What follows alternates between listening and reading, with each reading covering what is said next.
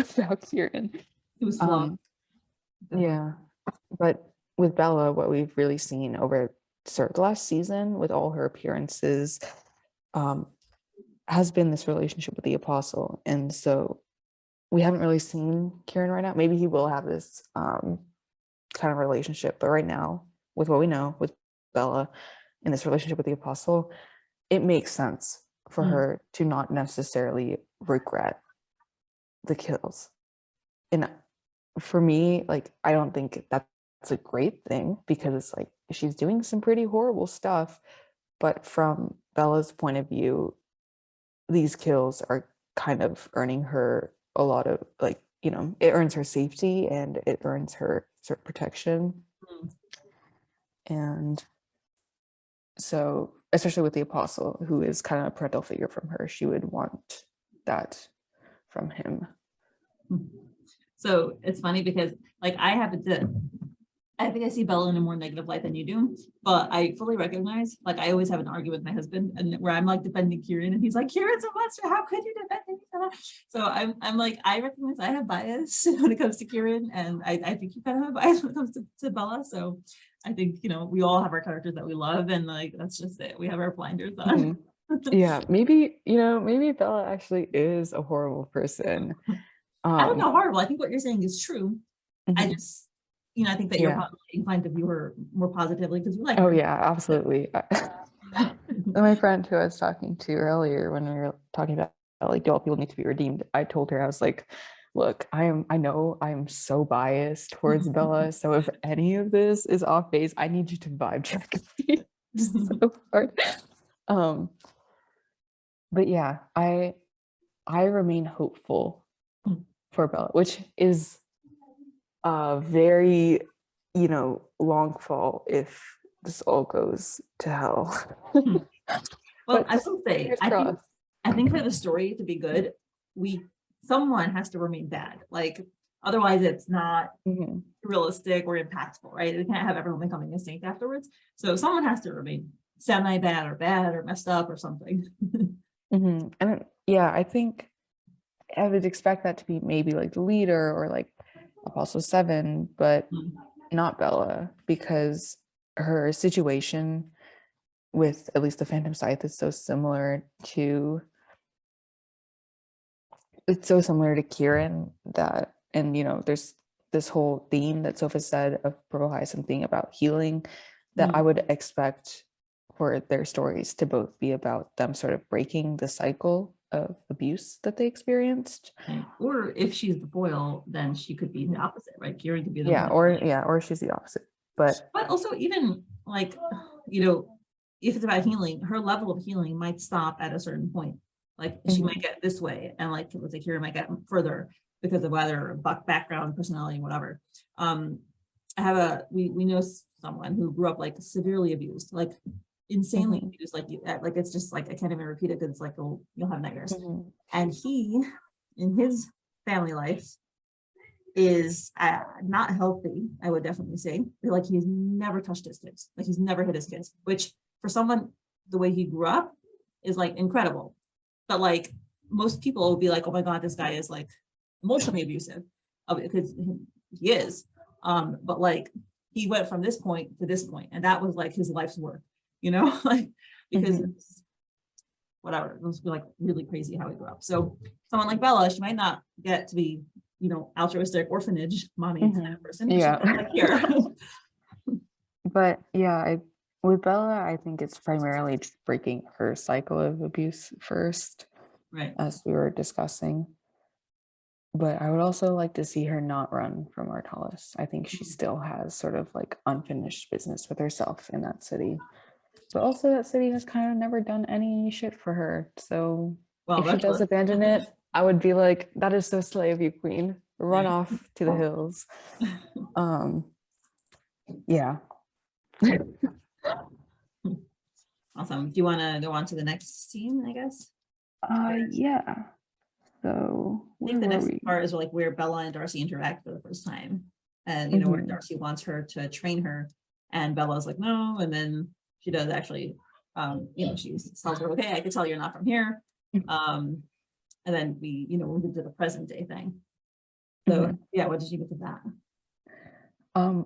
I really liked the transition, like where it went from, you know, Bella started like teaching her how to do it to 𝗫𝗏 like flipping it on her. And I was like, that was such a good transition. I really like that. And it's funny, and I mentioned this in the fandom scythe server, but because it's been like a year and 3 months since Bellarciest last interacted, like in the same room, I've had a lot of time to figure out. It's been a year and 3 months since what? Episode 88/89. Okay. That was like April. It was like, I'm pretty sure that came out in like April 2021. So it has been a while. And because of that, that has been a crazy while. Wow. Yeah. For Fast Pass, at least. Maybe it was even in March. But around that time, it either came out for Fast Pass or not Fast Pass. April 5th. Yeah. Yeah, anyways. It's probably regular. Yeah. So because there has been so much time between their 2 meetups, I have had a lot of time to figure out my headcanons for what they were like, you know. And I was like, they met as teens and they would run off in flower fields and make flower crowns for each other and have all these like secret meetings under the moonlight. And I guess some of it was true. They did kind of meet as teens. 𝗫𝗏 is 18 here. Bella is around 19. But they're not making flower crowns. They're teaching each other self-defense, which I'll take. I really like that. And it is still wholesome. I like how, you know, Bella is kind of similar to how she is today still. You know, she has that swagger, you know. She's pretty cold. She's like, what do you want? And she's like, I know, you know. But again, as we were talking about earlier, 𝗫𝗏 is she's like much more enthusiastic. She's like, oh my God, that was incredible. How did you do that? She's like very wide-eyed. Yeah. Impressed. And I think that's a cute dynamic for them. We've got the jaded assassin and then the absolutely like amazed. But not scared. You know, not scared. That's very important. Not scared princess.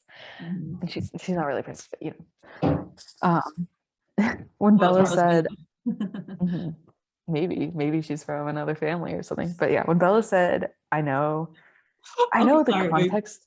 It's a totally random joke. Well, it's not totally random. So you know how my theory was that Kieran, way back when I read Victor Hugo's book, Men Who Last, and I developed a theory that Kieran is like the royal who was hidden away. Oh my God, yeah. Right? So like, what if Darcy is the princess? We always talk about how Kieran's skin gets darker and darker throughout the episode. One day their skin tone will be the same, and then we see that they're brother and sister. Oh my God. Okay. That's actually really funny because I remember when episode 86 came out, and I have never, maybe except for the Yikes episode, but the comment section under episode 86 is horrifying. Like it's horrifying. There's people like slandering Darcy. They're like, oh my God, you know, it's the lady or actually no, it's more like 67 where people are like, oh my God, Darcy's gonna get in the way of the Kiwi ship. We hate her. But in episode 86, I very clearly remember people in the comments being like, is this Kieran wearing makeup or something? Like this is like that's Kieran under that skin. He's breaking into the party, and it's hilarious. I have never been so scared. Like I was, oh my God. But you know, flashbacks. But yeah, I've been watching the Star Wars movie, rewatching the Star Wars movies recently over the last month, and so when Bella said, I know, I was like, Han Solo. It was Han Solo. You know, 𝗫𝗏 is Leia, and then she is Han Solo. It works so well, the scoundrel and the princess. But yeah. And I think this scene is kind of like very important for Bella. With seeing like how enthusiastic 𝗫𝗏 is. It's important for her because, you know, she probably doesn't really get this kind of reaction a lot. And I know you and 𝗪𝗏 talked about this on the podcast. But you know, you kind of look at the relationships Bella has with, like, you know, Kieran or the Apostle, and even like with Steak, um, they're not, I wouldn't say super positive relationships.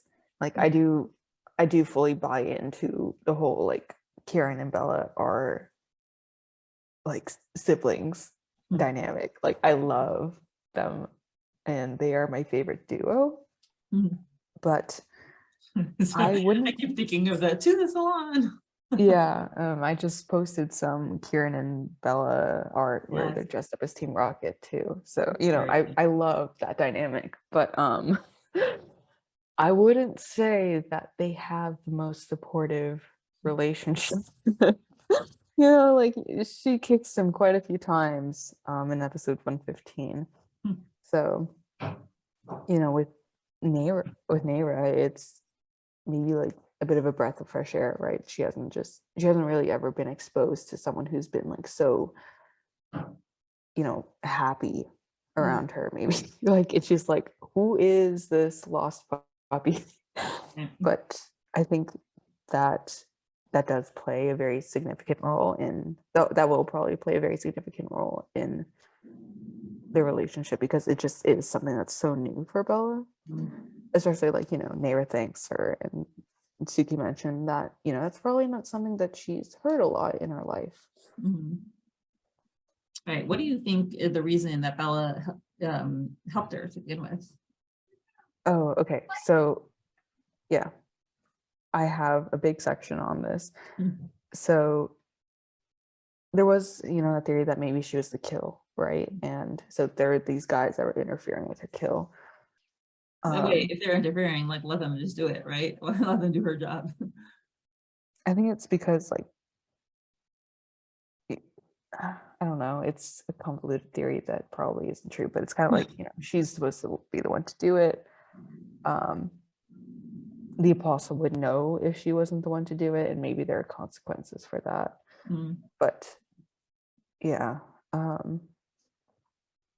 don't know. That theory falls apart by it seems the more I think about it. But I feel like there are just so many options with it, or like maybe roads that this could go, that maybe we'll find out in the future.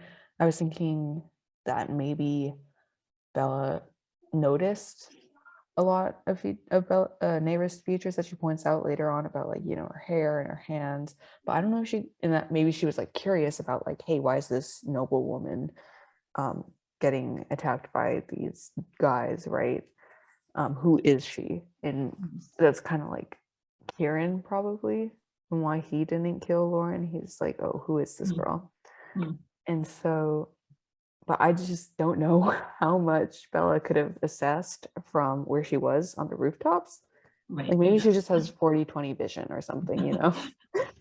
Maybe she had binoculars, you know. That's the parallel between that episode, the opera episode, and this episode. She always carries binoculars wherever she goes.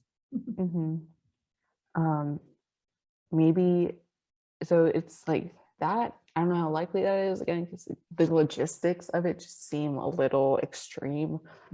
So who knows? But maybe it is she just genuinely wanted to help Ňira, which would be a really good indicator about Bella's character. And I'm not entirely sure right now why she would, like, you know, just genuinely help someone. Because again, like, it feels like, you know, she's maybe like, because I should be the one who's like, yeah, she's actually a good person at heart. But, you know, just given everything, it's kind of like, if the mission wasn't related to Ňira or the guys, then, you know, what are even the chances that she would come across them? And why would she be willing to interrupt her mission to go help this woman? But also maybe it's that Bella kind of understood what situation Ňira was in, because, you know, she's a phantom scythe assassin, and she's been doing this for maybe like even since the phantom scythe started. So she probably actually has been doing this since the phantom scythe started.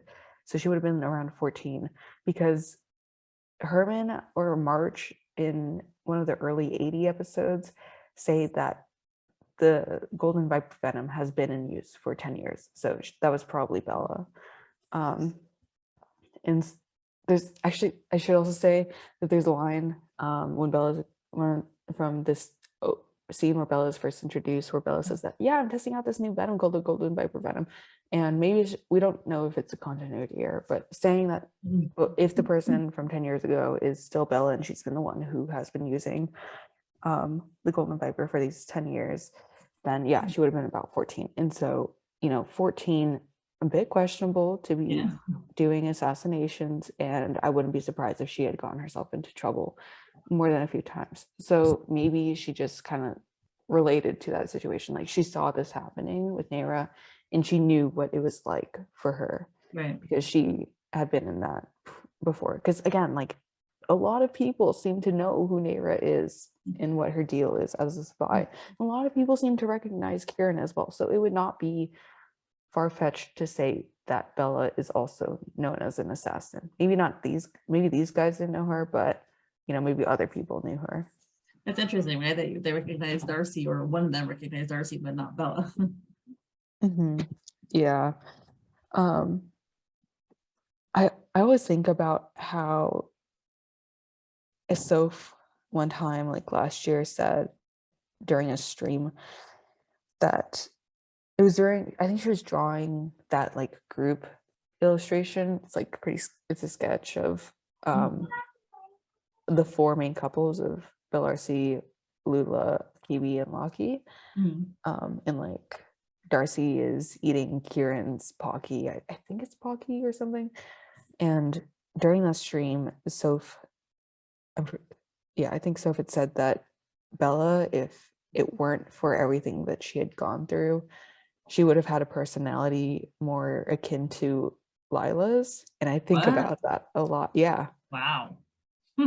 So maybe that will crazy. change your perception of is Bella actually a good person or not? Because I think that, yeah, Bella has a lot of capacity for doing good things. It's just she doesn't really have a lot of opportunities, or if she's given opportunities, it's not really like she can take them because there are consequences that she cannot risk. Interesting. I don't know. I guess if I was an author, if Bella was born with a personality like Lila's, she would probably have died like way earlier. Bella is a very resilient person, a very tough person. I don't know. I just don't think Lila could withstand that kind of life. Well, I think again, it's kind of like if Bella hadn't gone through everything that she'd gone to, because I think a very important aspect about Bella's character is that she adapts and she takes steps to ensure her survival. Like, when Redcliff offered her his hand, she took it. She was out of there, and it kind of worked out for her. Like she was out of 𝗪𝗏𝗄𝗏, and that was what was important to her at the time. And so, yeah, Bella had to learn, and she had to adapt, and she had to survive. And I think that is very important to understanding why she is the way she is today. Okay. Yeah. I mean, I still don't think she's like born like Lila, but whatever. That's an interesting comment. Yeah, so in my notes, I put on like in my notes, I said Bella would need the nose of a dog to pick up on the perfume from like the rooftop. So yeah, I don't know if it's really, she was curious about 𝗫𝗏, but that would be interesting. She was like, who is this lady? Because she has a very good assessment of her. And that leads us into the transition, which brings us back to present day. And I did notice that it doesn't fully look like the instructions match up with what's actually going on. So I think it's like kind of a bit of a different scenario, but yeah, that was interesting. I really like that panel of where it's just, after 𝗫𝗏, like right where 𝗫𝗏 is her locked against the wall. They're just staring at each other, and then she releases her. And I was like, Oh man, that was good. That was good. Yeah. I think I think Bella also doesn't really react so much. Like she kind of lets Darcy do that to her. Yeah. I think it's because it's Darcy, like it's not some random person who actually wants to harm her. So I think she's like allowing herself. And I think maybe there's a part of her that I don't know if wants to be touched or like wants to have that, she wants to have a conversation with her, right? She obviously wants to tell her something. So it's kind of funny how technically, I mean, like it's kind of funny how like Bella literally like she grabbed Ada's wrist and she pushed her against the wall, covered her mouth, and she was like, "Shut up." yeah. I'm pretty sure she said shut up. She's like, "Shut up." And then technically, like, they didn't just go through that flashback. So 𝗫𝗏 was like there and she just flipped it on Bella and she was like, "All right, I'm the one asking questions now." Like, Bella, I don't know what you were doing, but yeah. And especially how like Bella just, Bella allows her to do that. But yeah, so Bella says the first thing after that, and I find that interesting. Darcy kind of lets her. She lets Bella speak first because again, there's that moment of silence between them, and there's a very like Darcy in this scene. She wants answers, so it makes sense for her to let Bella speak because maybe what Bella is going to give her is the information that she wants on why she left. Right. It's possible also that she knows that if she pushes Bella too much, Bella will be uncooperative. So she's letting her take control a little bit. I love 𝗫𝗏's little smirk when she's like, "You'd be disappointed if I didn't use your own tricks on you." Yeah. And then she's like, "What are you doing here?" Like, it's a bit more, it seems like more conversational. She seems pretty like genuinely happy to like see that Bella is here. And me too. I'm genuinely happy to see Bella here with her as well. It's like pain and happiness at the same time, like when you're fighting with your lover, right? You hate them and love them at the same time. Yeah. I've definitely been in that situation. So I don't think you can hate someone unless you have strong feelings for them. Yeah. But Bella, like, she completely cuts her off. She's like, "What were you doing here with Redcliff?" And I don't want to go like full panel by panel, but it is kind of like this is very pivotal. This whole scene. Yeah, this whole sequence is very like there's a lot to it. So maybe we should go panel by panel here. I'm fine with that. Okay. And I really like how 𝗫𝗏, like, her smile just drops when she hears the mention of Redcliff. She's like, "Are you serious? This is why you came back to me? Like, so you could ask me about this man? Like, come on." Right? Like the guy who got them separated to begin with. And now. Yeah, it's like, "You're not here for me, girl." You like literally, she's like, you finally stop ignoring me because of him. And Bella is very assertive. She's like, "Stay away from him." Or she's like, "Stay away from him." And 𝗫𝗏 challenges her. She's like, "Why?" And then we see Bella say, "Just stay the fuck away from him." Now, again, this is me asking for Bella and 𝗫𝗏 to be able to say fuck uncensored. They deserve it. Kieran got to do it. Oh, he did? It's their turn. It's their turn. Oh, Kieran did it in episode 68. That is one of the few episodes where I know that there was an uncensored swear. I legit never paid attention to whether it is or isn't a star, but that's interesting. Yeah, I remember reading that episode for the first time and I was like, "Oh my god, they let him say it." Howdy. Wait, so stop. Okay. So I mean, the thing that really struck me about this, not more than like asterisk or no asterisk, was that Bella is losing control. She's usually so calm, collected, but she is just getting emotional and she can't control herself. She doesn't have any good reason. She doesn't have a snarky cutback. She's just like panicked. Yeah, and that is the thing about 𝗫𝗏. We have never seen Bella so emotional, except when it's with 𝗫𝗏. And even with Kieran, she still had a level of composure. Like, yeah, she kicked him in the chest a few times, but he was making hypotheticals about never getting killed. So I don't know, makes sense. But even so, like, she was very like serious, you know. Yeah, it's not. It's like she did it as a choice. Like it wasn't. She didn't kick him because she lost control of Yeah, herself. She chose to do it. You know, she's just a violent yeah. person.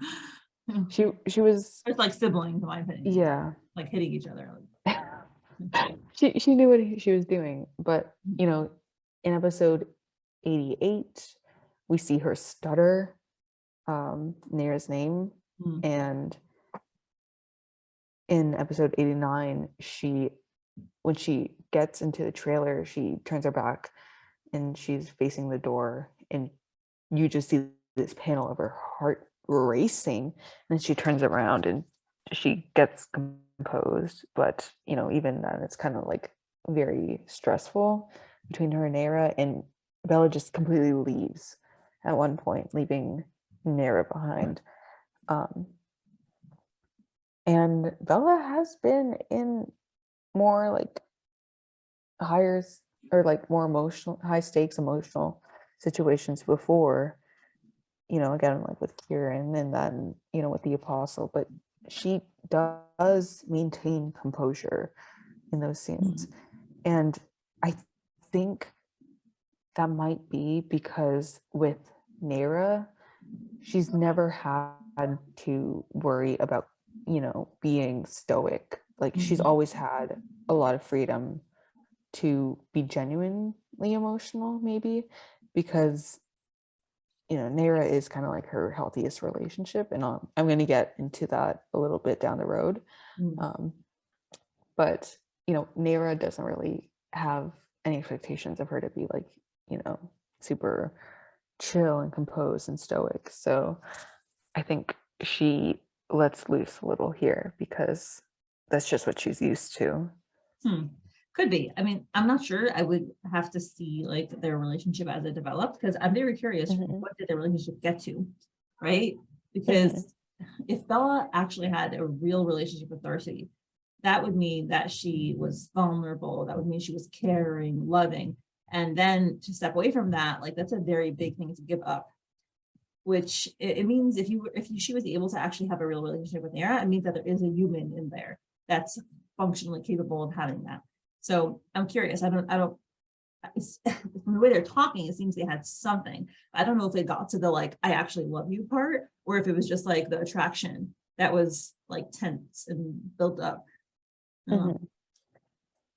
Yeah, I think by the time that they left it off, it was probably like borderline, if not more romantic, because Bella does call her dear in episode 89, which is, you know, that's a pretty good indicator of the relationship. You know, I don't call my friends dear unless it's like a joke or something, but you know, it's kind of like how, I guess it could be like how Kieran calls Lauren darling, all the time. but yeah, we were like jumping on that.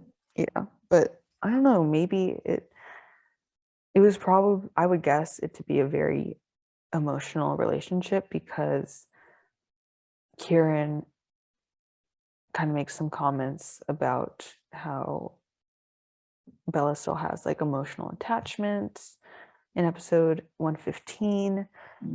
And again, Redcliff said that emotions will only get you killed, and I'm pretty sure that line comes after how he brings up 𝗫, and he's like, you know, I hope she doesn't upset you again. You know, I hope you're not upset for me because I just did what was best for you. Emotions will only get you killed.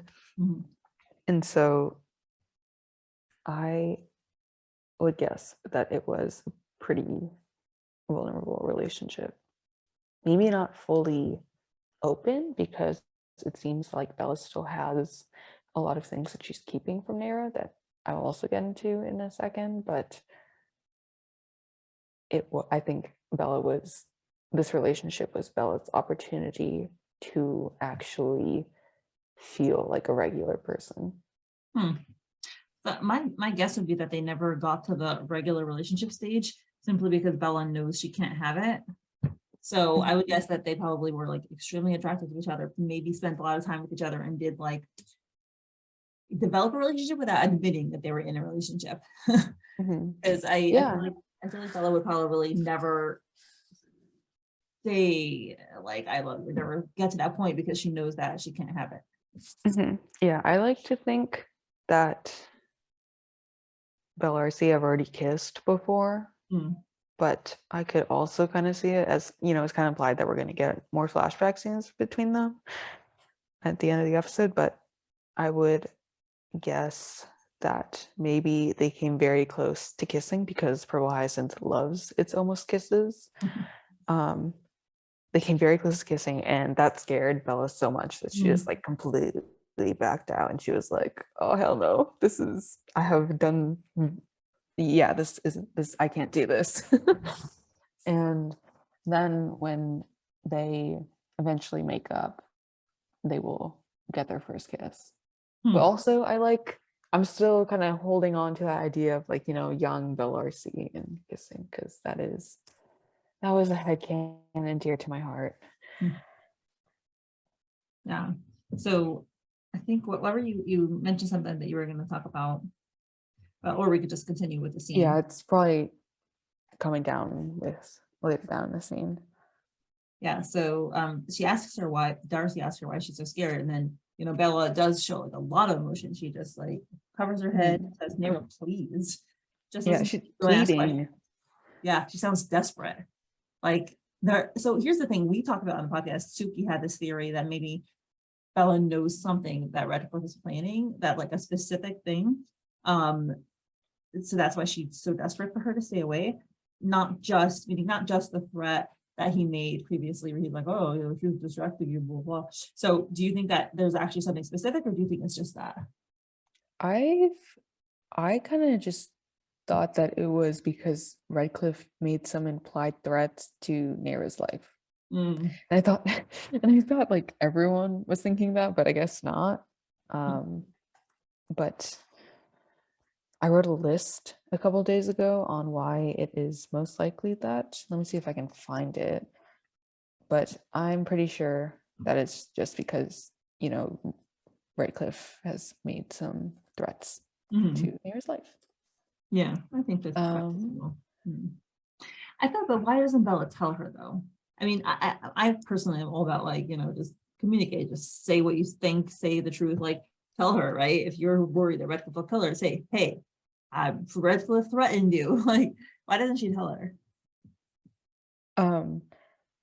I'm thinking that it would be because 𝗫𝗏 doesn't know that Bella's in the Phantom Scythe, and so she doesn't want 𝗫𝗏 to be panicked, and she probably also thinks that she can handle it by herself. There's no need for 𝗫𝗏 to ever know, right? If she can just handle it. Okay, found the list.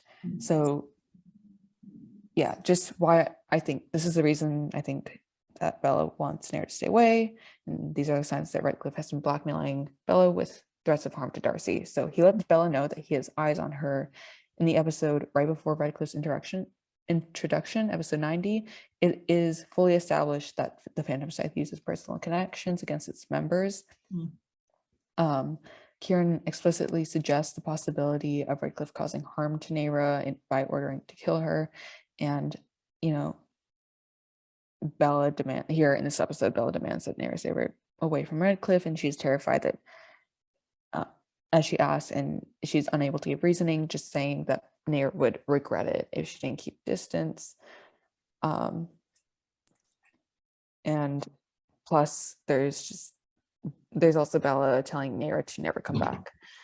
And I think also another reason why she may not fully let 𝗫𝗏 know about why or why she's trying to stay away and about Redcliff's threats is because 𝗫𝗏 has connections to the nobility. If Kieran could run a background check on Lauren, I would not be surprised if Bella could run a background check on 𝗫𝗏, who is arguably probably way more well known than Lauren.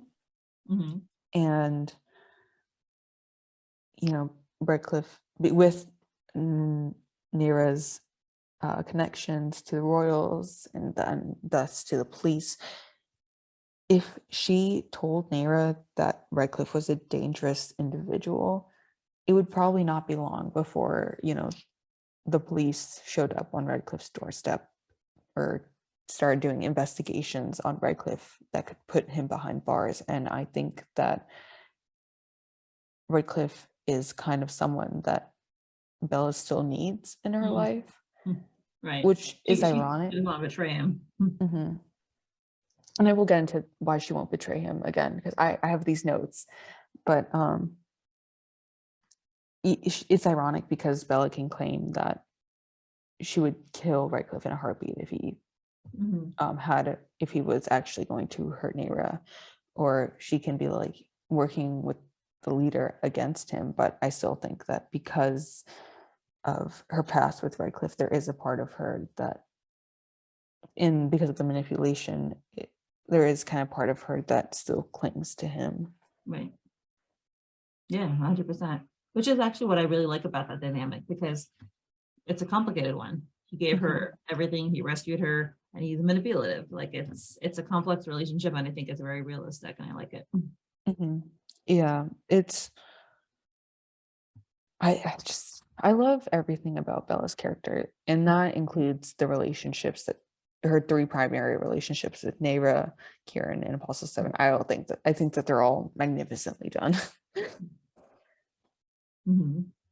Yeah. Yeah, this episode is great. It's the great dramatic moment.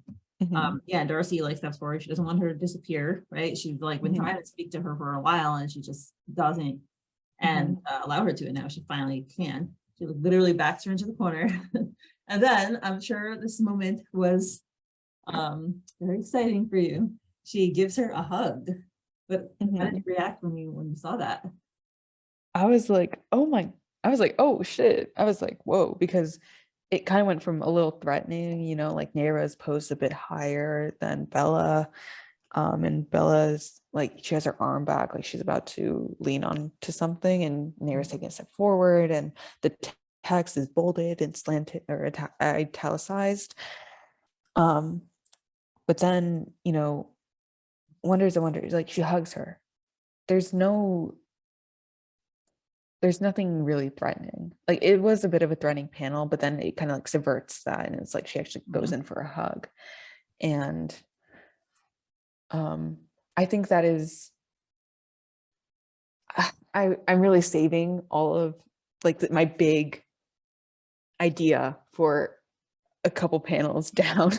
But it is like important to note that this is probably a reason why Bella cares so much for 𝗫𝗏, because, you know, she has a very, very violent background, and she's used to violent consequences. You know, we've seen Kieran in you know, torture flashbacks, and you know, we've seen Redcliffe threaten consequences, and so 𝗫𝗏's kind of like the one that like she breaks that mold from that, and she actually shows Bella affection, even though she is frustrated with Bella, and even though she is so like lost on what has been going on with Bella. And to me, also, like this built Darcy's personality. Because her personality in the flashback was like open-eyed and very open, very honest with her feelings, like not ashamed to be effusive and positive. And so this is like a continuation of that. And now that I think back on it, the way that Darcy was with Will, also very open, very honest, right? In public, she had to pretend to put on a show, and she was like, oh, hoity-toity. But, you know, apparently in reality, she's a very direct, like open, loving person. And I think that makes for such a good dichotomy with Bella, because, you know, Bella has kind of had her personality sort of shaped by others, right?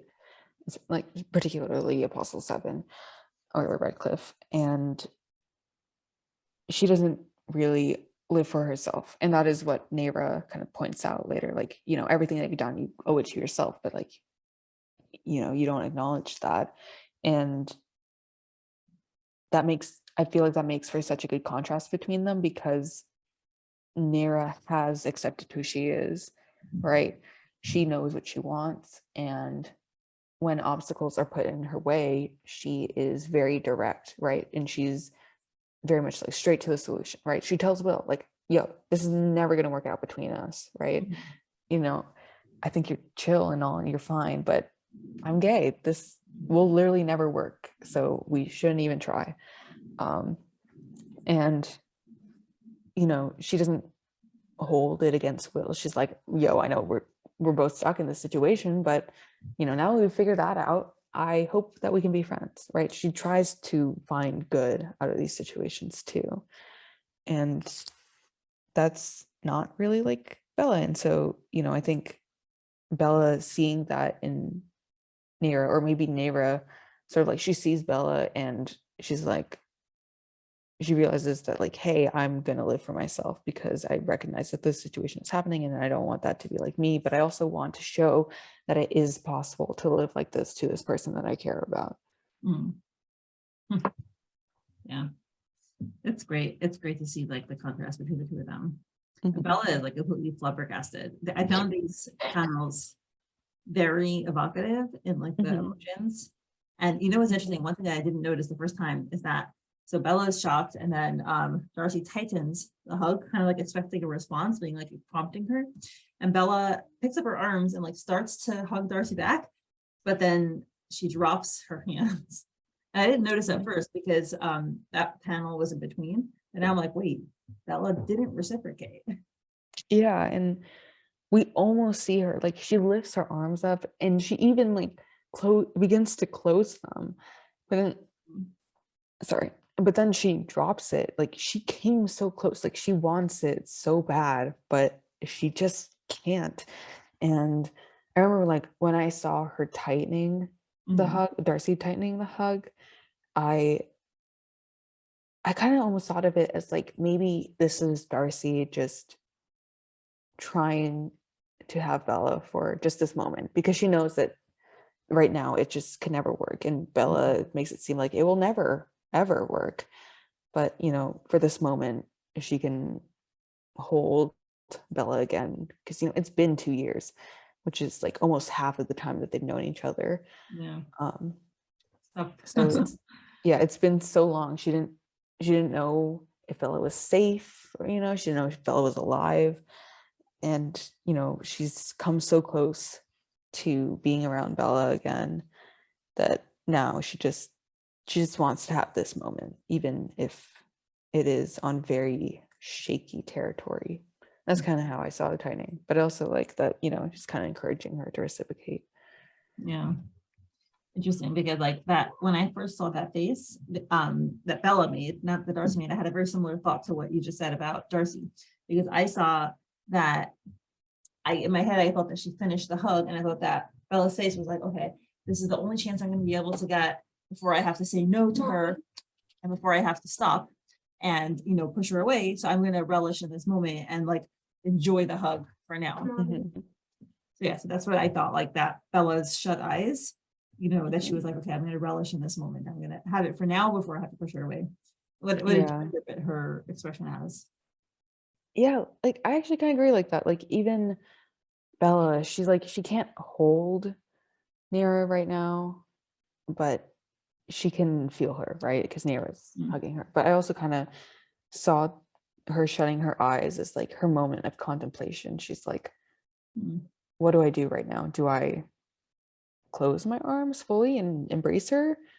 Or do I drop my arms? Do I accept 𝗫𝗏, and do I accept kind of like the comfort and the acceptance that she brings? And do I, you know, do I accept that maybe I don't want the life that I'm in and I want to be with her?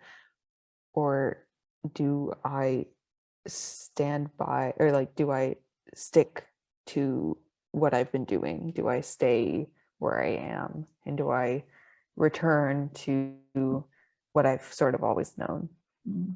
Yeah, I don't even think that that she allowed that to cross her mind. I think it's literally just a battle between the mind and the heart.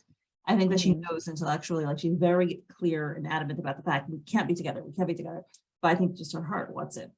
Yeah. Yeah, that's a good way to put it. And she's even silent until 𝗫𝗏, when she drops her arm, she stays silent until 𝗫𝗏 starts talking. Yeah. Aww. It's like her defeated attitude. And yeah, they are still hugging.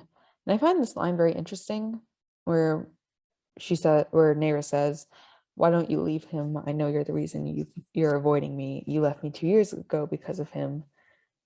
And I think I mentioned this earlier, but I find it interesting how 𝗫𝗏 and Redcliffe kind of blame the fallout, the Bellarciest fallout, on each other.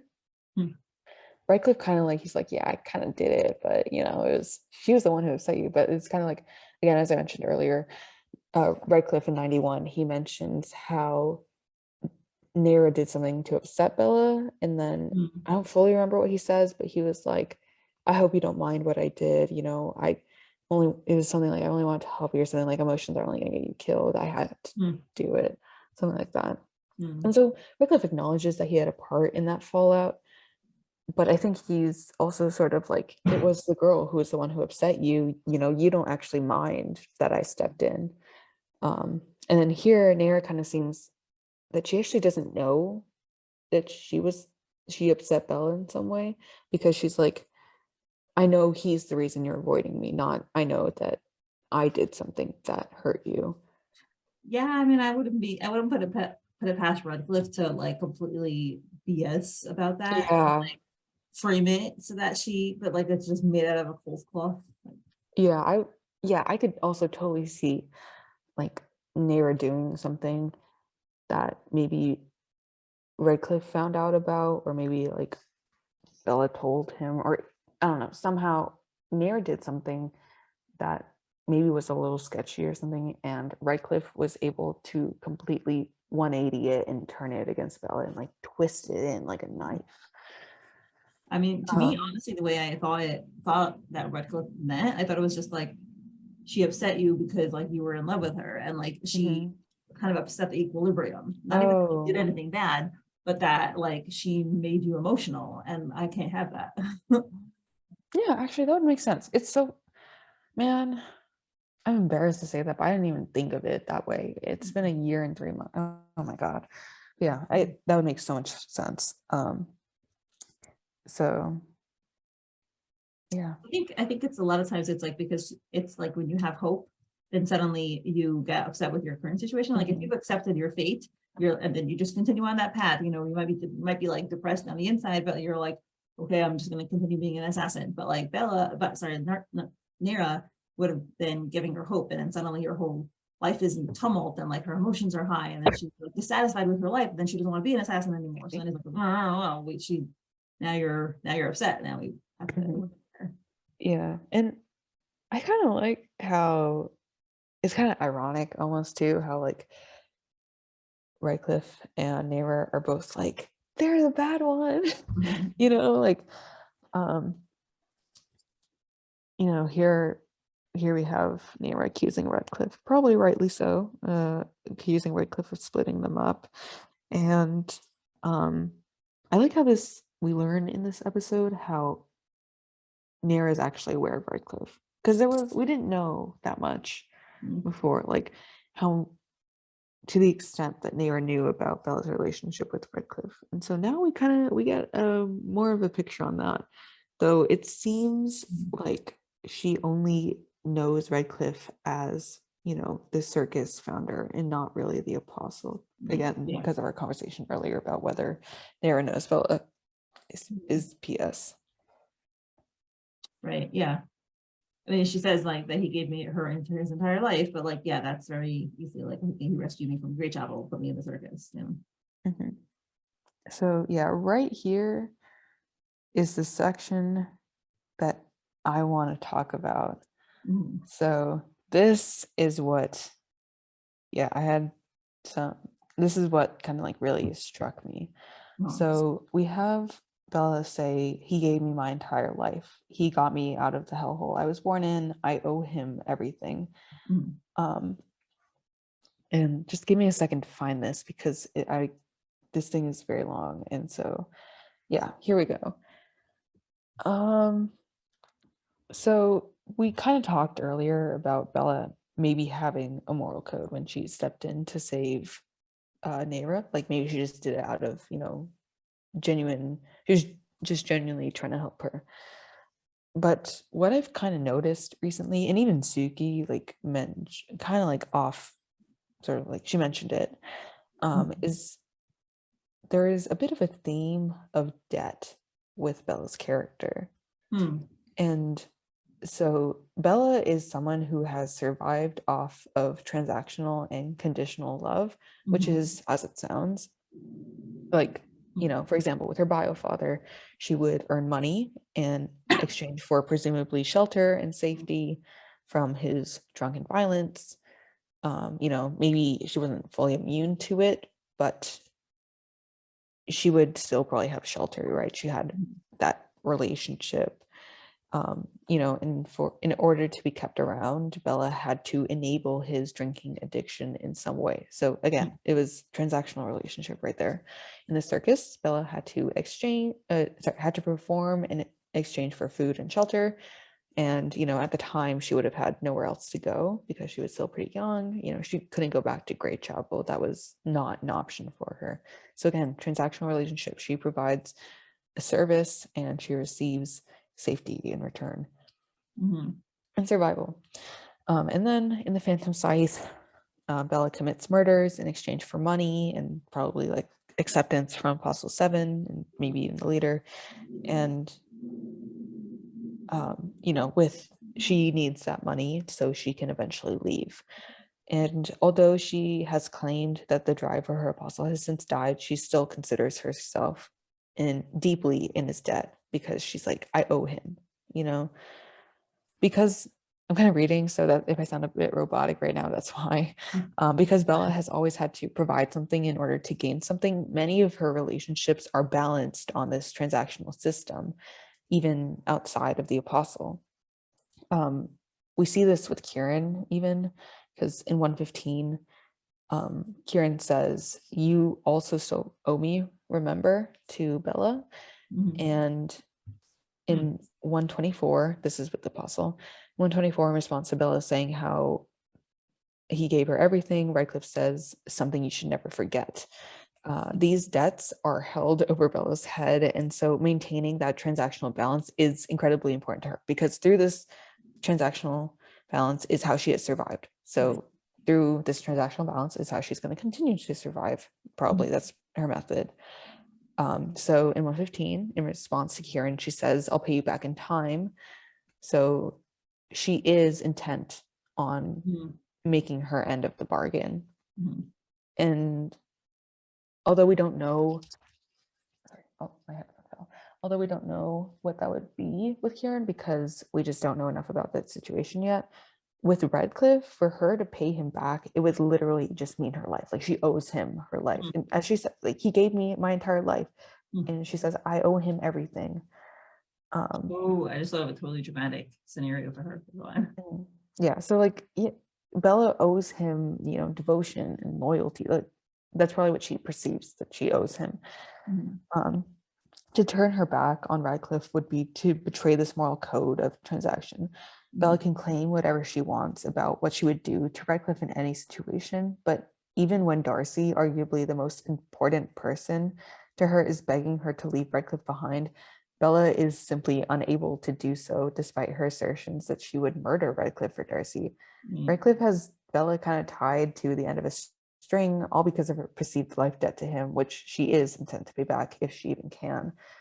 And yeah, all of this kind of makes me think that Bella is almost more of she has a lawful neutral sort of side to her, because of how like these 115, 124, and 130 have all kind of like built up this new facet of her. And as we were talking about earlier, and 𝗙𝗵𝗍 mentioned in the original podcast how 𝗕𝗏 thanks her and how it's probably the first time in a while, if not ever, that someone has thanked Bella. And this is why Bellarciest is such a wonderful dichotomy to Bella's other relationships, because it presents Bella with an actual healthy dynamic that's not really transactional. 𝗕𝗏 appreciates Bella's help when she saves 𝗕𝗏, and she expresses gratitude. When 𝗕𝗏 reaches out to Bella for help in 89, she doesn't guilt trip or manipulate Bella when Bella refuses her. 𝗕𝗏 lets Bella leave, and although 𝗕𝗏 does return with her little note card, 𝗕𝗏 respects Bella's space and does not attempt in-person communication again until Bella is the one who initiates it. So she respects her space. Yeah, I just said that. The one thing I think that, like, 𝗕𝗏 doesn't necessarily feel entitled to Bella's time. I think like she goes out to her and she asks for help, but you know, if Bella refuses her, then she's like, okay, I will come to you like in person again. And I think with this episode, I could see 𝗕𝗏 feeling maybe entitled to answers from Bella on why Bella disappeared for 2 years, which I almost feel is kind of justified given how they had a seemingly romantic relationship before that disappearance. And you know, good communication is kind of what you want in any sort of relationship.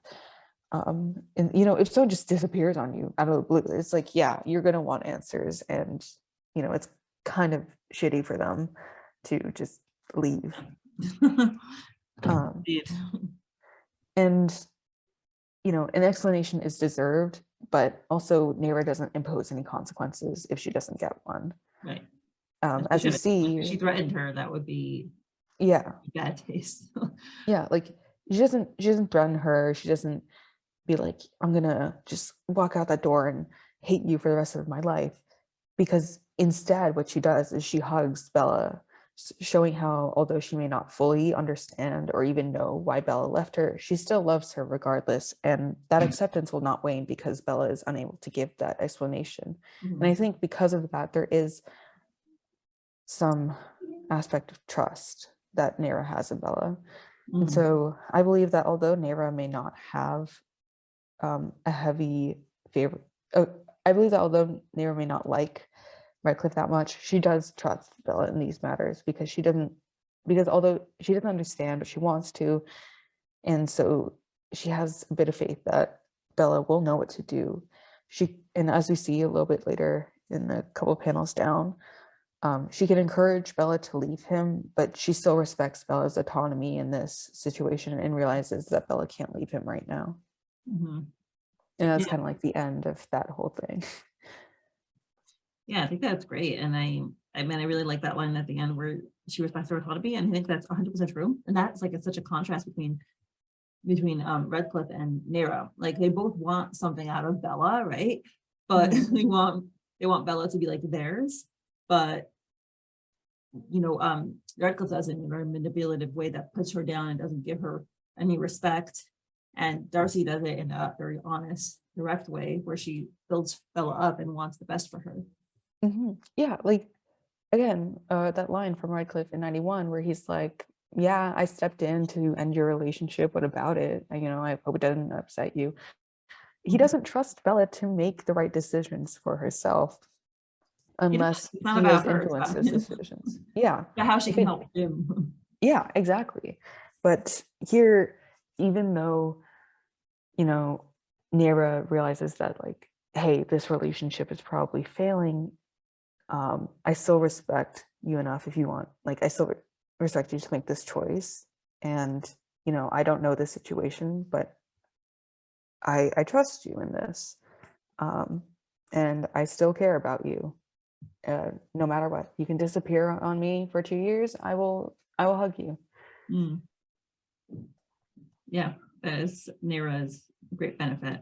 And hopefully Bella will, you know, understand the difference between Redcliff and her and be like, yeah, that's like all of this is such a big reason why I just love Bella's character and just how she's written, because you can really draw all of these, not really kind of like parallels, but like contrast, you know, like where one character does this character does the complete opposite, and how it just influences Bella's character, and you can really see that pull between these two sides with her. It's so well done. It's yeah. It is. And so yeah, after that, 𝗫 says, "But you hate him, I know you do." And which, by the way, Bella, I think that is such a brilliant line where, you know, you can hate someone and still feel indebted to them. yeah, It's very much a hate-love relationship, I think, with yeah, Bella and Redcliff. I think that's true of a lot of like kids who have abusive parents. You know, there's a part of you that loves them, part of you that hates them. yeah, and like with Bella, it's become more and more increasingly obvious that she is very unhappy in her situation.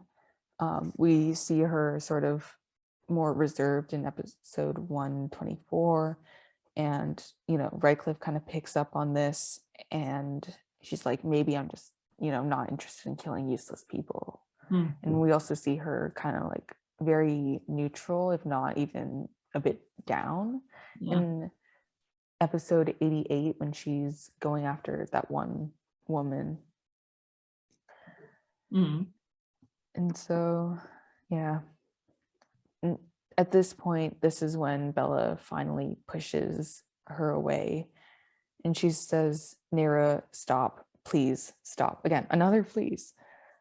She can't look at her, like she's furrowing her eyebrows. She's very emotional. This is probably a very hard thing for her to do, right? She was just in this embrace with 𝗫, and now she has to push her away, right? And it's like, I think it's a very good representation of Bella's conflict with 𝗫 right now, and I think it works really nicely with the dialogue too, because when they hug, it's like, you know, when they hug, it's kind of like it's silent between them, right? There's no dialogue, and it's kind of like this moment of like, I accept you, right? As we were just saying, like I trust you and I still love you.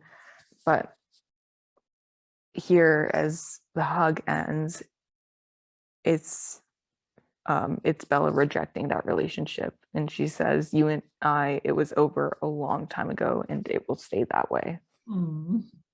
Damn, right to the heart. Yeah, very sad. And that's when we get a very important line from 𝗫, and she says, everything you've become, you owe it to yourself, and you owe it to yourself to walk away from someone like him.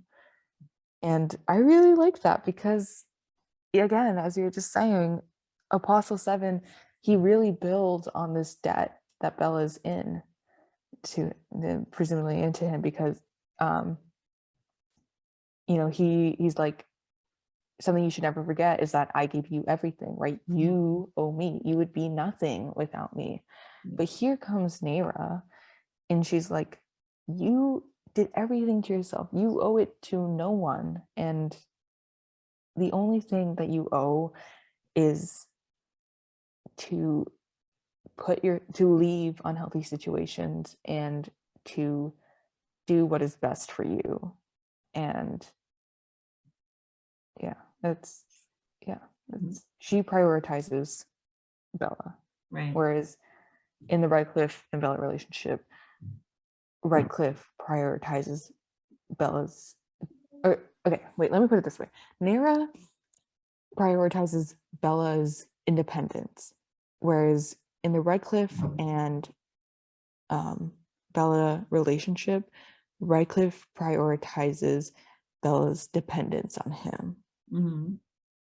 Yeah, he puts her down so that she'll stay with him, and Darcy wants to build Bella up so that she can be autonomous. And like, I think that Darcy would be happy, like she would be sad, but she would be satisfied if Bella left Redcliff, even if she didn't then end up with her, because she cares first about Bella as a person and then about Bella in relationship to herself. So she's much more selfless. Yeah, and like this isn't even about her, really. Like 𝗫 doesn't make this issue about herself. She's it's not like, you know, you owe it to me to come back after you disappeared for 2 years. She's Yeah. like, no, you owe it to yourself. Like, you have done everything you've done or everything you've become, you know. She sees Bella as a very talented circus performer. She's like, that was you, you know, you are the wonderful and talented fire dancer. Okay, that wasn't him. Like, he gave you the opportunity, but you got there yourself. And, you know, she said, you owe it to yourself to walk away from someone like him. Someone like him presumably means like an abuser, you know, someone who's just puts her down, as we were saying. Yeah. Yeah, it's wonderful. This whole scene is fantastic and every line is great. Yeah. Oh my God. Literally all, like, so much of just their interactions. There's always so many layers to it, right? Like, we go into depth for every single piece of dialogue, and I don't know if I can say that for a lot of other scenes that we've done. That's why I come on for these episodes. Yeah. And her next line is wonderful too. She's like, why are you so scared?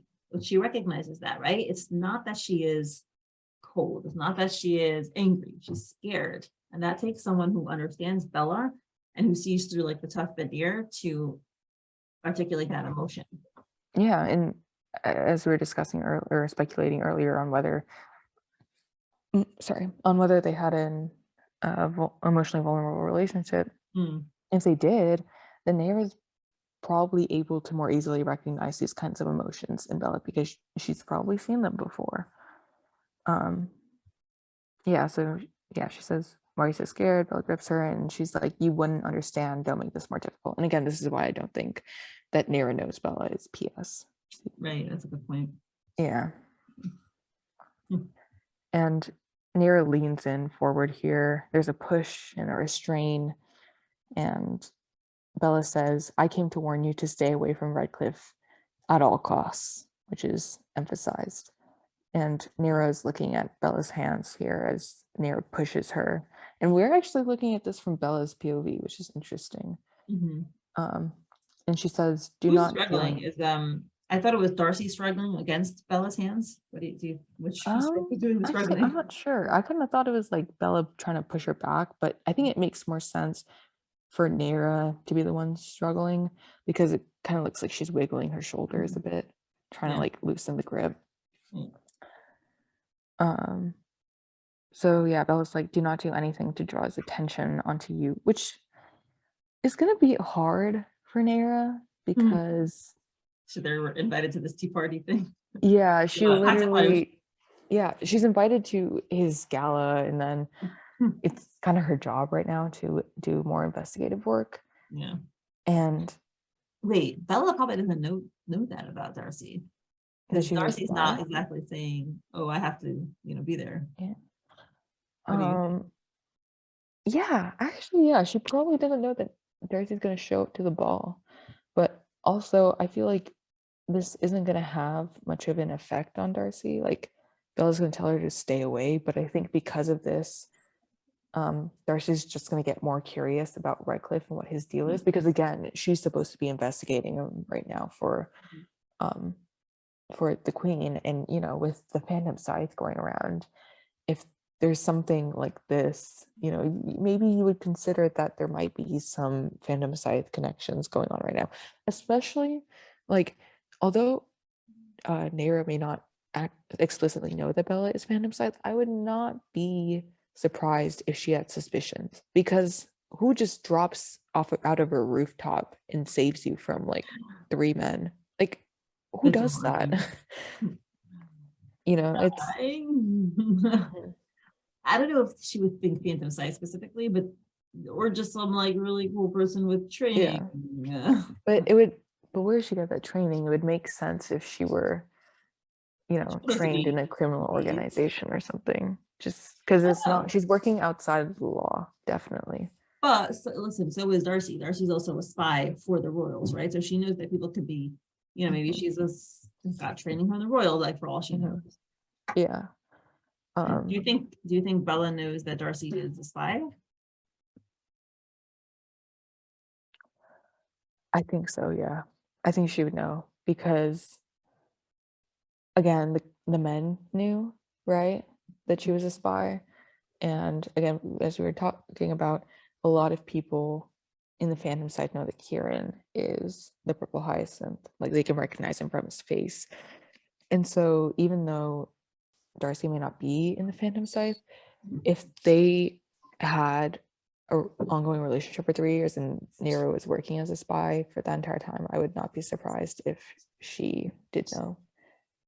Yeah, I would think that Bella is, smart enough to have her finger on the pulse, and even if Darcy never told her, I would think that she would know, because she just listens. But yeah,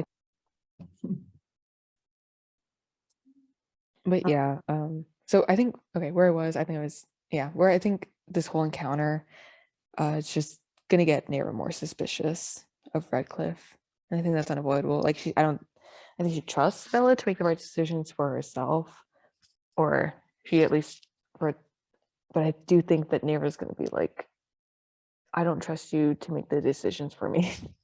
So I'm going to look into this more. Yeah. And yeah, the last line that she has is, I think it's so beautifully dramatic and it's so painful to hear, like the person you love saying, "Stay away from me. Don't try to go close to me again. Stay away, you'll regret it." It's like, how much more painful can you get? Yeah. She doesn't want to see you. This is like the worst thing possible. And I kind of like how, when Bella is not talking about herself, really, she's like, when she's talking about Redcliff, Darcy's looking at her hands, right? But then when she says, "Do not try to get close to me again," right? That's when Nero looks up. And yeah, again, the "stay away or you'll regret it." And she repeats that, "Stay away from me." And that's when we see her. And that's kind of when we presumably switch to Nero's point of view. That's awful. I mean, that must be so wounding to see the person you love tell you that. That's just... And yeah, we really see like how it's a bit of a shocking moment, I think, for Nero, because in the next panel, her eyes are a bit blank and she doesn't have pupils. Like, she does have, like, her pupils are like a darker shade of purple, but even here, it does not look like they were included. So, and that's usually how we see like blanker eyes in purple hyacinth. That's a good point. I didn't even notice that particular detail. Yeah. And yeah, she doesn't move. Like you see, like she's like rooted in place. Bella is disappearing around the corner and she kind of knows, like, I can't do anything to convince her. She's just put the nail in the coffin. Like there's no point in running after her. But it kind of just makes sense. Like, this is, the first time in 89 where we saw their reunion. It was kind of like, never let her leave, right? Even because Bella was like, "I would never want to see you again, never come back here." And so Nero let her leave, right? Bella opened the door and left, and Nero's just there standing at the door. And then this is kind of like the second time Bella's like, "Stay away from me," and then she leaves, and Nero's like, "Well, I guess that was that." And that, I think that also shows Nero's respect. She respects what Bella wants to some extent. Obviously, wants to get her back, but she won't keep trying to override her boundaries. I mean, she will a little bit, but obviously, I mean, that's like she loves her. She wants to be in a relationship with her, but like she's still respectful of her. Yeah. And then we got to cut back to the flashback, which I think is some good poetry, sort of, it's like, "Good job, princess. You're feisty, I'll give you that." And that's such a good line to have after that whole sequence with Nero trying to get answers, and but still like in showing Bella that she loves her. And then Bella's leaving, as she just did, and 𝗫𝗏 says, wait, that's it? Which is kind of like how I'm feeling right now. And 𝗫𝗏's like, when can I see you again? And there's a moment of silence as she stares at Bella leaving, and Bella says, never. And that panel directly parallels the above panel with like 𝗫𝗏's shoulder and arm, and Bella a bit smaller in the distance. Yeah. But you know what that gives me? That gives me hope, because Bella said, when am I going to see you again? Never. And guess what? They got together after that. So obviously her walking away now is not the end either. Yeah, it's supposed to be read as, you know, irony, and you read this and you're like, she doesn't want to ever she's like, we're never going to see each other again, and we literally just saw them have a very emotional moment, like they're meeting up again, you know. Makes me very hopeful that we will get more Bellarciest flashbacks, because they are delicious. Yeah, this episode was perfect. It was very, very emotional. Yeah, also, you and 𝗙cie mentioned, I remember you guys mentioning that this is the first episode where there's no other characters. Like, there's no Lauren, there's no Kieran, no Kim, no Will or Lucas or Lila or Tristan or Docken or Herman or March, whatever. It's literally just Bellarciest and those three dudes from the bar. Right. I didn't realize that at first. I was like, oh wow. Right.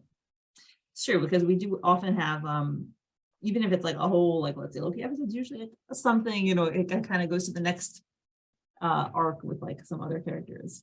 But yeah.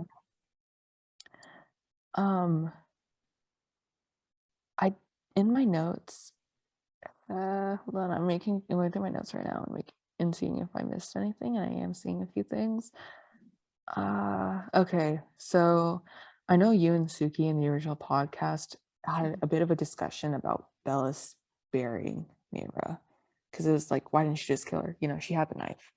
And I do think that like maybe it was a bit unnecessary. Like, maybe she didn't actually have orders to kill 𝗫𝗏, right? Like, 𝗫𝗏 wasn't the mission.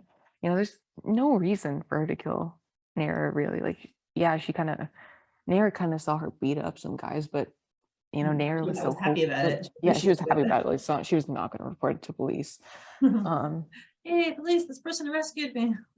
Yeah, and during my spy mission, which you can't know about. Yeah, and I feel like a lot of people sort of see Bella as a bit of like a serial killer, but it's kind of weird, because when you actually think about it, despite her cold demeanor, we haven't actually seen Bella kill anyone without orders. Like, maybe 𝗙𝗃 was a bit out there, but she did kind of have, I'm pretty sure she had like the messenger 4 was like, yeah, that guy has to go after that encounter with Lauren. So it was kind of just building up to that. They were just waiting for his use to run out. So yeah, Bella didn't even kill the thugs here to protect 𝗫𝗏. She just beat them up and probably ruin their egos for the rest of their lives. And so if it was the theory that 𝗫𝗏 was the kill, then it's surprising that she backed out of an order. And then and so I think you guys were kind of comparing her to Kieran a bit, because here I have it put that it's even been theorized that Kieran has killed more people and prompted than Bella, like the Hanbury situation, which we don't really fully know what it was about. But it has been suggested that it perhaps might have fallen out of Kieran's code of killing only on orders or as a last resort, hence why Kieran is so strict on his principle now. Because in episode 28, he has this line where he says, when you lead a life such as mine, you need to abide by strong rules and never let them go. Otherwise, you'll lose sight of who you are. So it kind of seems like he has experience with that. And that is probably very applicable to Bella as well, given the when you lead a life such as mine line, which Bella does. So yeah, I don't really think Bella's like a psychopathic murderer, despite her nonchalant attitude. Right. I don't think she kills people for fun. Like, she hasn't killed anyone else besides for who she's been ordered to kill. And I mean, she definitely like jokes about it a lot and like I still it makes me very uncomfortable. Mhm. But yeah, I mean, I don't think she kills wantonly. I don't think she kills because she wants to. I don't think she's just gonna creep in an alley and like, delight upon the next person she can come up, and murder. So Yeah. Also, she wouldn't be killing in an alley. That's too basic for her. We right, established this in right, right. 115. Yeah. But yeah, like I kind of again, I think we discussed it. Like Bella is from what it seems that the narrative has sort of been building on, she kills because she has sort of been groomed into a position where violence makes her feel powerful, and the narrative is sort of building on she has to learn how to feel empowered through other ways like that. Mm, Her relationship with 𝗫, she can feel empowered through that, but because of Redcliff holding her back, he makes her see that she can only feel powerful through serving him. right.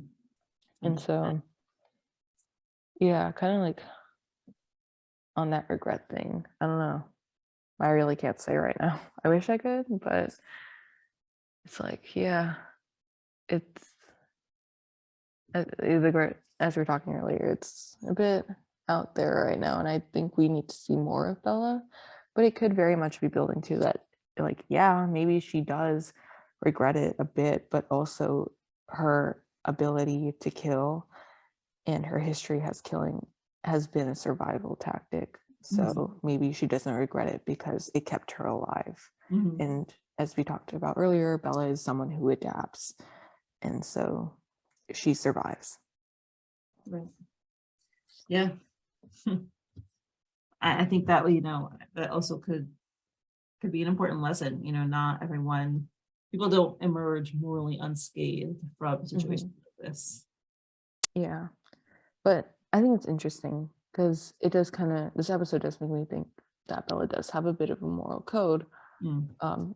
I still think she's more of a neutral-ish character, but maybe even she's like a lawful neutral character Mm. because yeah, um, she seems to go with that rule that Kieran also has about not killing outside of orders.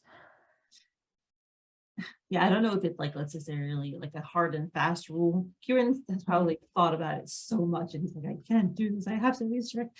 Whereas Bella is probably like, well, I don't feel like killing, so like, why should I? Yeah, and it's unnecessary. She doesn't need to do it. Why bother? Which isn't the best way to approach, should I kill someone? But it's like if she doesn't need to do something, I don't think she would do it. It's just a waste of her time. Basically, she's not a murderer because she's lazy. Yeah. Yeah, so I guess on that, it's kind of like I think going forward, it's really difficult to compare Bella and Kieran morally, again, because of their situations that, although similar, were also quite different, and their reasons for killing are very different. And so I don't think we can really hold them to the same standard. And again, as you said, no one really emerges from this morally unscathed. Yeah. Well, I mean, I do think Kieran and Bella are kind of put as a contrast, and I don't think that is a bad thing. Yeah. They're foils. They're not supposed to be the same character, and they approach this issue very differently and from multiple different places. Like again, in 115, which does a very good job of showing this contrast, Kieran is like, we were kids, they forced us to do it, and he includes Bella in that statement. He's like, us, is we, like, we didn't have agency in this. And Bella was like, oh hell yeah, we had agency in this, we are complicit in our actions. And Yeah. that is, yeah. I like that. I think that shows that Bella's a little more level-headed, and Kieran's very emotional. He's a very emotional guy. And sometimes he makes stupid decisions because he's so emotional, like going to see Lauren right after he was like almost, exploded and like severely wounded. He is a passionate person, right? And he sometimes, I think that like, yeah, maybe because he lives with this like overwhelming guilt, he has to justify it in his brain. Whereas Bella, I don't think she feels so strongly. I think her emotions are much more level-headed. So she's able to understand the situation more rationally. I think also Bella, as I mentioned earlier, Bella sees it as a survival issue because also in 115 she mentioned we've always had a way out, and she, kind of makes the slicing motion to her neck. And so I don't really think Bella wants to die, so she's just like, this is how she has to survive, this is what she does to survive. I also think, by the way, I think Kieran is willing to sacrifice himself. I think that he's not doing it because he feels that him living and reaching the ultimate goal of like taking down a leader is going to ultimately save more lives. Because I do think, like, from a moral perspective, he would rather die than kill other people, but he's not doing it because he feels like he is for the greater good and he can save people that way. I was actually thinking maybe it's not that, because Bella kind of points out how this is 115 again. She's like, I always kind of wondered why you stuck around after, like, she makes an allusion to the protectee after, like, the protectee presumably died. And it's, I don't remember if it's said, but it's like very much implied that Kieran's out for revenge. Right. And she's like, oh, and something, I think something like, oh, like, if you're out for revenge, like, wow, that's a long game you're playing. I'm like, yeah, that's what he's doing. Yeah. So they kill for maybe not amazing reasons, but Kieran, he's out for justice and Bella is out for survival. And I think those are very understandable motivations. And even with Bella, it could be said that, because even Bella, like, she's also trying, I feel like we forget this a lot, but it is kind of very much implied that she is trying to leave the situation on her own terms, because I don't think she's ready yet. I think that she will be there, but I don't think she's ready to leave at all yet. I don't think she's ready to leave at all either, but she is preparing for some kind of departure, as like literally one of the first scenes she's in. She's like, yeah, I'm just trying to make as much money before I can kill them all. It's kind of implied that she's saving that money so she can leave and she's financially independent. What episode was that in again? Mid-30s. It's like, it's when she starts talking to Kieran. Okay, I'll check it out. Because that's curious, because as of now I see her as being still psychologically connected to Redcliff and not at all able to take that step. But I do think that that's her challenge in the story, is to disconnect emotionally and become independent. Yeah, and I don't know, like, if it's really, maybe that's not the point, because it's very much like Bella is the art of subtlety. So there's a lot of just implications with her, and so you have to speculate a lot. But with that, you kind of do see Bella sort of just breaking away from the Phantom Scythe slowly. Like, she admits to Redcliff / the Apostle that maybe she just doesn't enjoy killing people anymore. Yeah, that was a big thing for her to say. Yeah. So yeah, it would make sense if the reason that she wants money is less so she can live a super lavish lifestyle, and more that she doesn't have to depend on the Phantom Scythe and killing people to survive. Yeah. I think that is everything. Oh, actually, look here. So last few notes. You and 𝗙cie theorized on whether Bella was attracted to 𝗫𝗏 when they first met in that flashback. And while I do think 𝗫𝗏 was low-key crushing, because in one panel there was some really subtle blush. Yeah. I mean, like, a woman jumps out of the sky and knocks 3 men out. I would be blushing too. I don't think that Bella is really into Darcy yet at this point. Because her assessment of Darcy definitely plays a part in it, but like, given her prejudice of 𝗫𝗏 and how the episode ends with some ironic implications that the two will cross paths again, I would suspect Bella to slowly develop feelings later on rather than right in this moment. Like, she acknowledges that 𝗫𝗏 is attractive and she has nice features, but I don't think she's inclined to it herself right now. Yeah, she's not in that frame of mind at all. Yeah, and especially this is like probably Bella at maybe like the height of her stuff. I don't know if this is like peak Golden Viper, but she is very confident at this point. You know, she has very much swagger and she hasn't really been challenged emotionally like we see with 𝗫𝗏 before. So it would make sense that she would really not be looking for any relationships right now. Like that's what she's been taught makes her weak. You know, she's not gonna weaken herself when she's, you know, reaching the prime of her life as an assassin. That would be so stupid. I don't think she would ever do that. No. But as we know, things take a turn. Yeah, I'm very curious. I mean, like we mentioned this before, but I'm curious what kind of relationship they had, because I can't see Bella being so like foolhardy to actually get into a relationship and be emotionally be ready to do that. So I feel like it was always like they were dancing around each other. They were highly attracted to each other. They maybe, I actually think it's very possible they did already kiss and make out, because and then maybe like she's like, oh, right, you said like that was scared her. But it's one thing to like make out with someone, it's another thing to admit that you love them. So yeah, kiss, kiss, fall in love. But yeah, I'm very much looking forward to the next few flashbacks, and I hope I don't have to wait a year and 3 months again for the next one. But yeah, Bellarciest is really coming in as, I think, one of the best relationships in Purple Hyacinth. I think it's fair to say that now. I think they are very well developed, at least on Bella's side. I don't know about 𝗫𝗏. Bella has been really, like, just all of this conflict between her, 𝗫𝗏, and the Apostle, and then Kieran sometimes coming in and being like, I know you have feelings too. But all of that has been just really well done. Like you can really draw all these comparisons and differences and just parallels even.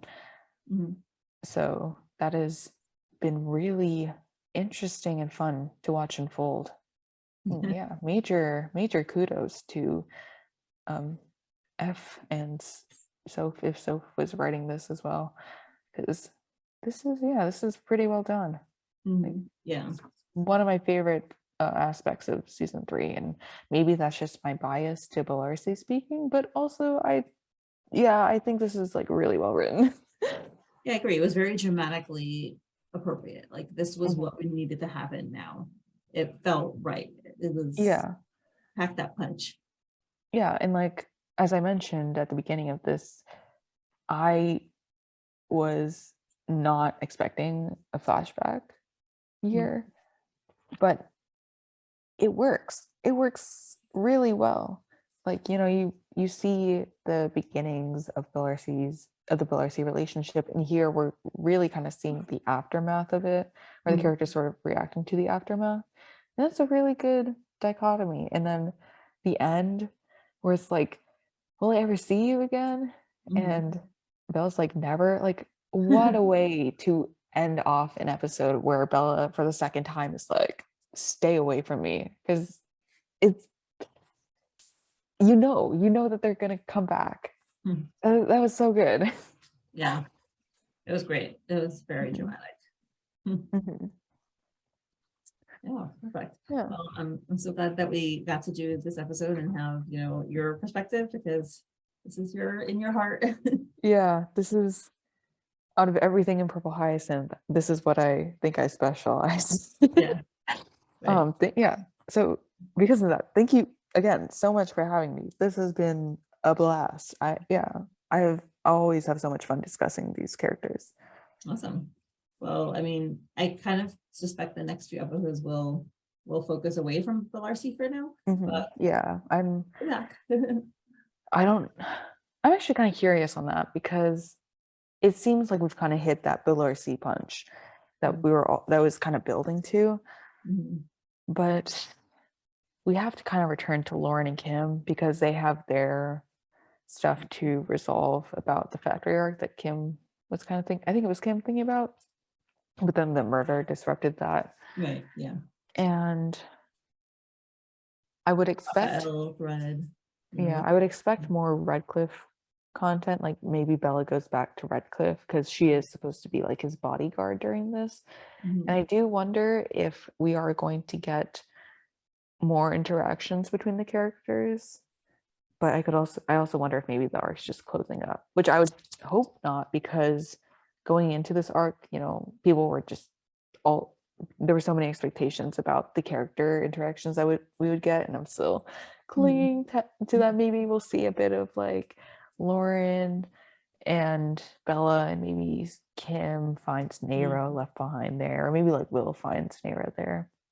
I don't think so. I think that's resolving. I think that maybe we'll get a little bit more about like what's happening with, you know, with the murder, like maybe that wrapping up. But I think the main drama was this episode. Okay. That would make sense. I will admit I'm a little disappointed because, you know, everyone got their expectations up about the character dynamics. And I guess like we'll have to see. I mean, we'll literally find out in less than 24 hours. Wait, no, we will find out exactly 24 hours from now. Literally 9 o'clock. Yeah, it's literally when episodes drop. But that's funny.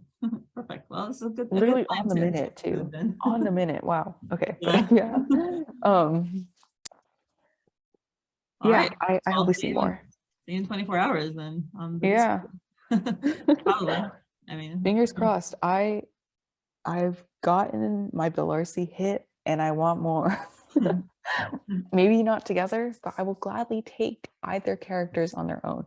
Especially, okay, actually, you know what I think we need to do? I think we need to see 𝗥𝗍 and Bella go back to Redcliff, and Redcliff immediately knows that she ran into 𝗫𝗏. That would be interesting. Maybe she finally tells him no in some capacity. Maybe not completely, like, but she tells him off or something. Yeah, she lies to him and he's like, okay, that was weird. You know, something's off. Because he knows that 𝗫𝗏's there, right?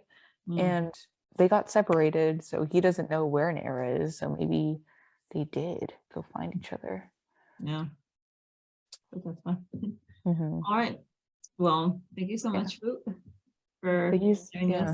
Thank you so much for having me, and again, thank you so much for your time. This was a long episode. I would expect no less. Yep. All right. Well, thanks so much, and we'll see each other soon. Bye. Bye. Thank you. Thanks.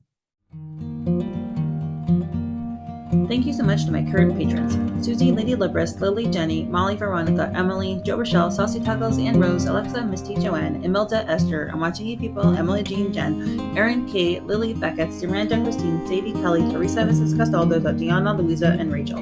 Your support is truly appreciated.